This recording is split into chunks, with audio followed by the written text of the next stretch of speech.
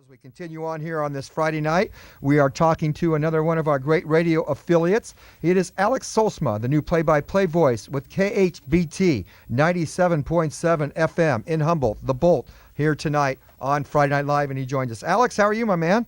Hey, I'm doing great, Tony, and just think, about 1 week from right now, we'll be able to watch some football, a few more weeks some NCAA football, so life's pretty good right about now. Well, I think from what I've read about you, you've come from a place where you should be pretty used to watching some pretty good football. You're a graduate of Bishop Elin High School in Sioux City. I know our boss will love you for that. And now you're over there in Humboldt getting your feet wet on the Bolt. That's going to be a great experience for you. That's right. I've loved it here so far. All summer, we carried a lot of our baseball and softball games, so we got to do those. And you're right about Elin.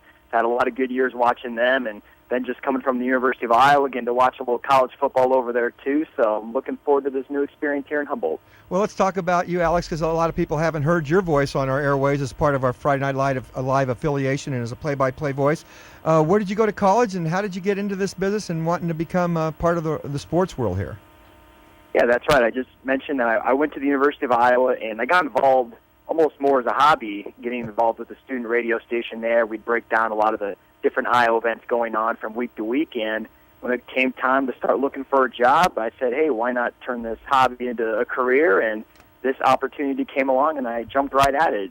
I think it's pretty special to get an opportunity like this right out of college. To do some play-by-play. It sure is, and it means you have a passion for it. That's simply what it means. Because anybody who says they're doing it for the money's lying. Because it's a lot of work and it's a lot of fun, is what it is, and it's a job you just enjoy to do. I mean, that's what I got into this thing for. Because everybody knows in the radio television business, a lot of times they think it's a lot of money involved. But it's a lot of hours that you have to put into it too to do the right thing for everybody.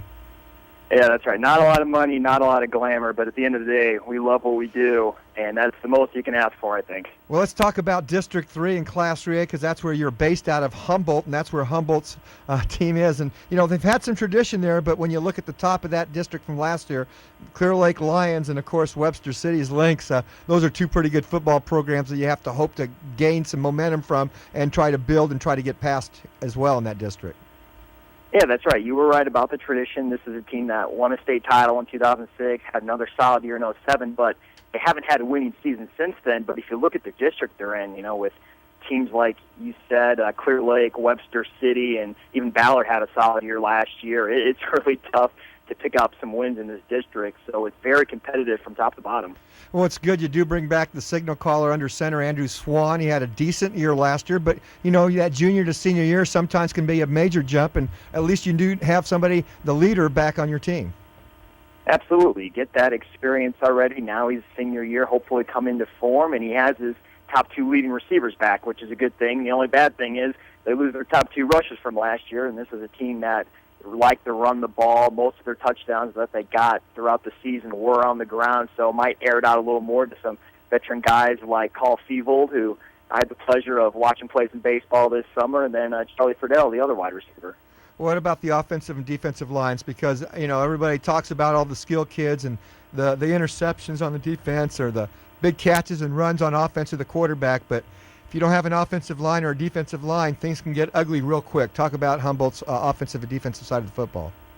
Yeah, their offensive line, they returned 3 offensive linemen, their center, and both of their guards. They're coming back next year. Their center, Brady Anderson, big athletic guy. He's probably the best player on that offensive line. And then their defensive line, they return both their ends. But I guess if you look at the defense as a whole, they lose 5 of their top 6 leading tacklers from last season. So they will have some gaps to fill on that defense. But I think there's some optimism going into the season, and I think people are pretty curious to see how they'll come out this year. So I think people are just ready for some football, chomping to get out to the gridiron and watch some action. Yeah, I mean, with the weather this summer, we're kind of getting worried what it was going to be like in week 0 and week 1 of this football season. But if it can at least be like it's been the last few days here around the state of Iowa, it's going to be pretty good football weather, at least for the early part of the season. We'll take those temperatures instead of those 100 heat indices. But Humboldt's one of the teams you follow. But in your area, Alex, who are some of the other teams that you'll be keeping an eye on that we need to watch for as well? Well, one team we used to follow here at the Bolt was Twin River Valley. They're an 8-man team, and if you remember Dallas Clark, yes, he played on that TRV team, but they will not field the football team this year. The high school actually closed down, so last season was their last season, and so that's been a big storyline going on throughout the year. Bode is just about 10 miles from Humboldt, so a lot of people are sad for that. But then, some of the teams like we mentioned in the district are teams that we'll be keeping an eye on, like Clear Lake, going to the playoffs every single year since, almost the entire decade, and winning the district every year since '06.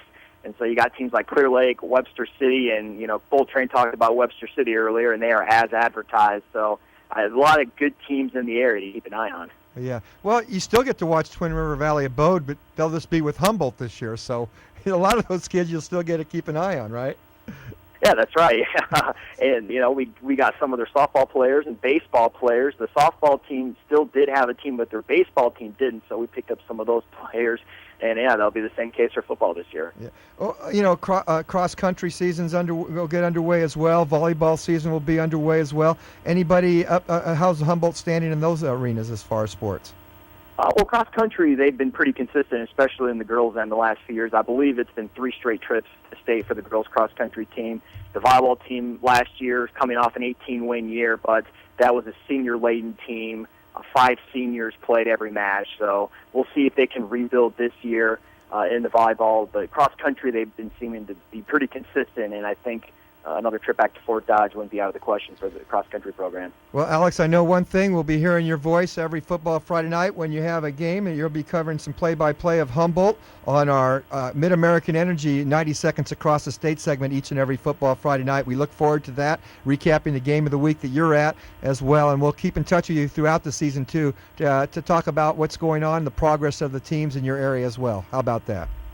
Hey, I look forward to it, Tony. August 26th, Appleton-Parkersburg. We host them, and that ought to be an emotional game. Greg Thomas, Humboldt's head coach, was brother of Ed Thomas, and we all know the story about him over at Appleton-Parkersburg. So a lot of emotion going into that season opener August 26th. That should be just a great experience for the fans on both sides of the football, because that's about respect and respecting your opponent there. And I think both of them, both coaches, both the Thomas brothers understand about respecting your opponent as well as yourselves, right? Absolutely. All right. Thank you, Alex. We appreciate it. Alex Solsma, he's the play-by-play voice of KHBT, the Bolt 97.7 FM in Humboldt. He'll be part of our great radio station affiliates throughout the year. We'll catch up with him again throughout the year as well.